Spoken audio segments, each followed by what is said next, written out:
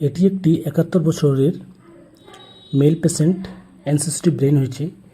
এই অ্যানসেসিটিভ ব্রেনে দেখবেন যে অসংখ্য সাদা সাদা গোল গোল দানাদার এক ধরনের জিনিস দেখা যাচ্ছে। এগুলো আসলে কি? এগুলো হচ্ছে নিউরোসিস্টিসার্কোসিস। তাহলে এই নিউরোসিস্টিসার্কোসিস জিনিসটা কি? এটা একটা পরজীবী প্যারাসাইট সংক্রমণ, যেখানে ট্যাপটিনিয়া সোলিম নামের ট্যাপওয়ার্ম এর লার্ভা সুক্রিট মস্তিষ্কের বিভিন্ন অংশে ঢুকে ছোটো ছোটো সিস্ট তৈরি করতে পারে। এটাকে সাধারণভাবে মস্তিষ্কের ক্রিমও বলা হয়। তবে সিটিতে যে জিনিসগুলো দেখা যাচ্ছে তা অনেক সময় কৃমি নাও হতে পারে সেটা সিস্ট বা পুরনো কোনো ক্যালসিফাইড লেশন। তবে এই যদি নিউরোসিস্টিসার্কোসিস হয় তবে এমআরআই ব্রেন করলেও কিন্তু সেটা আলটিমেটলি পরিষ্কার হবে। আশা করি আপনারা বুঝতে পেরেছেন। ধন্যবাদ।